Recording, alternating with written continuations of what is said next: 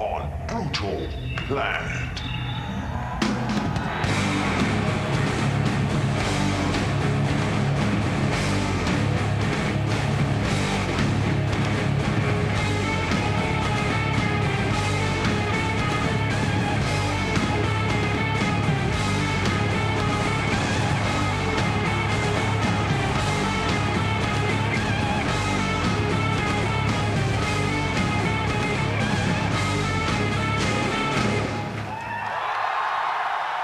Okay, Mr. Cooper, how are you doing tonight? Good, good. You're on Monsters of Millennium tour. This is actually a second time, at least if I know. So how has the tour been going? And you were playing a show yesterday in Oulu. How was that? Yes, that was great. It was really great. We have done all of Sweden. We just did Australia, and then we came up from Australia, and we're doing all of Europe. In fact, out of the 20 shows that we're doing, I think something like 11 or 12 of them are up in this area, or up in, the Scandinavian countries, which is great, especially at this time of year. Yeah. I didn't want to be here in February. You released a new album some time ago called Yes. Brutal Planet. Where does that name came from? Well, Brutal Planet is something I sort of took myself out of my comfortable existence that I live in. I live in Arizona, which is like a big resort. And look at Helsinki, how nice it is, and it's very safe here. And I took the audience to places that were not very safe. I took them to Bosnia. I took them to Columbine. I took them to Rwanda, to places that we didn't never see that are horror. Places are horrific.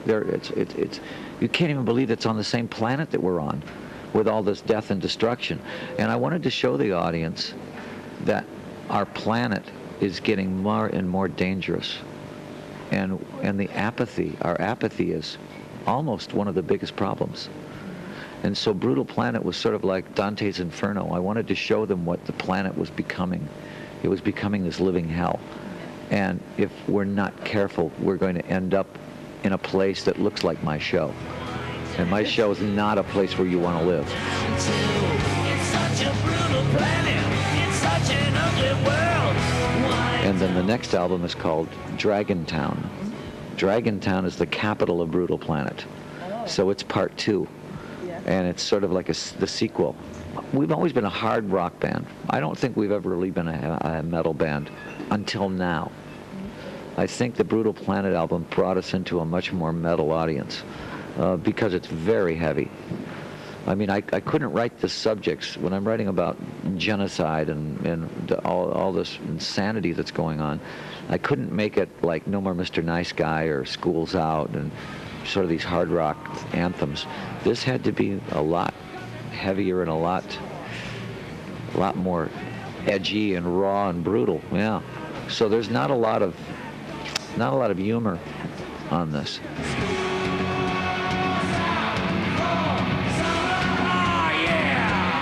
The trick is to take a subject like this and make it interesting and make it fun to listen to. So what are your favorite songs to perform on stage? Well, School's Out's one of those songs that no matter how many times you've done it, the audience just loves it. Yeah. And that's when the big weather balloons come out over the audience and they're bouncing them around and they're breaking them and they're getting covered and stuff. And so that really becomes a real party atmosphere. All of the big hits, the Poison is always a great song to do on stage. That's the one song that the girls all really like, because it's a very sexy song, And so we always dedicate that one to the girls out there. I wanna love you, but I better not touch. I wanna hold you, but my senses tell me. Well, I heard that you legally changed your name to Alice Cooper. Yeah. So how do you separate this kind of on-stage character from your normal life? Well, the good thing about Alice is the fact that he is a character, that I don't have to be Alice. I think what killed Jim Morrison and what killed Keith Moon and all of those great characters was the fact that they thought they had to be those guys off stage. I knew Jim Morrison very well, and Jim tried to be Jim all the time. And yeah, well, he couldn't. He had to drink himself to death in order to maintain Jim Morrison.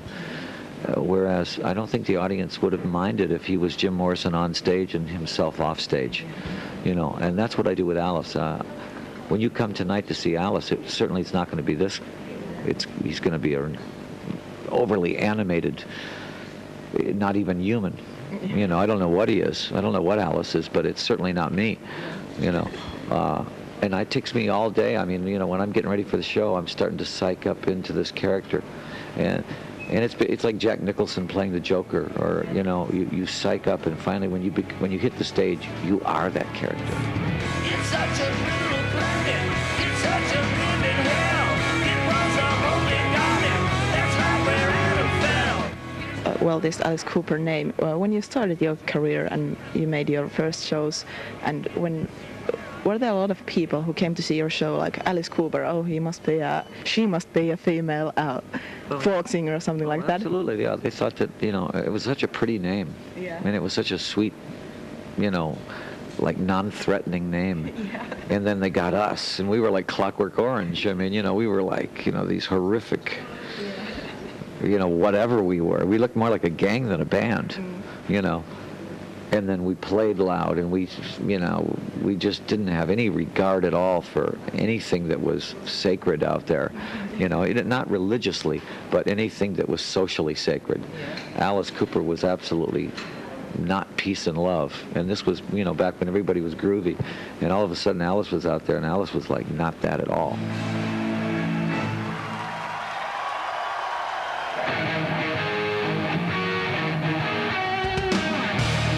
I always want the audience to kind of go, that was pretty cool, and laugh about it. I never want to leave the audience on a downer. You know, I want them to always kind of be having fun with what I'm doing. Yeah, I want to shock them, but at the same time, I want them to have fun with it. I enjoy playing with you, and I demand a little more from the audience. I don't let the audience just sit back and just go, duh. I want the audience to have to think about what I'm doing. You know? So it looks like bands nowadays, they forget to have fun. Yeah, absolutely. I think a lot of bands take themselves very seriously, and they think they're very important. Well, maybe they will be. If they stay together in 10 years and they develop what they're doing, yeah, maybe they will be important. But to me, right now, it's sort of like a band is really not that important until they put out a certain amount of material, and it's consistently good. You know, then I start taking them seriously. Yeah. I mean, there's a lot of bands I love. I love The Offspring. Yeah. Like I said, I love Rob Zombie. I love the Wallflowers. The Wallflowers make great records. Not my kind of music necessarily, but I know that they're great songwriters. You know, I like the Backyard Babies because I like their energy. They kind of remind me of Guns N' Roses, early Guns N' Roses. Yeah. So I admire a lot of bands out there. I just want to see where they're going to go from there.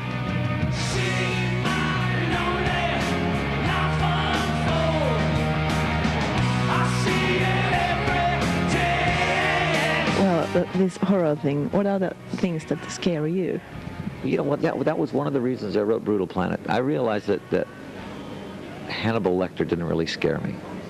You know, he didn't scare me. Yeah, but I mean, he's good. As a piece of fiction, yeah, it's a great scare because he's so. I mean, he's so classy at doing it. You know, Anthony Hopkins is so. I don't think they could have cast anybody better than him at that. Jack Nicholson in The Shining is just horrific. You know, but it doesn't like. That doesn't really scare me. What really scares me is CNN. Because you turn on TV and all of a sudden there's all this reality, and you can't just kind of brush that off. You know, what happened in Columbine really happened, and to me that was modern day horror. Anytime I ever hear of a child being abused, to me that's total horror, or a woman being abused, or any kind of cruelty, to me is horror, because I don't understand it. I can't understand how anybody could be cruel to anybody. So that's what I write about. I write about things that bother me, and that bothers me. You know, how anybody could decide to wipe out an entire race of people because they hate them so much. I don't get it. You know, the world is too nice. It's too enjoyable to spend all that time hating somebody. So that's what Alice wrote Brutal Planet about.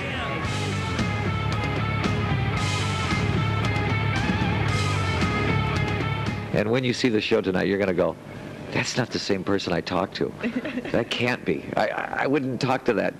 So it'll be interesting. Yeah, definitely. Thank you.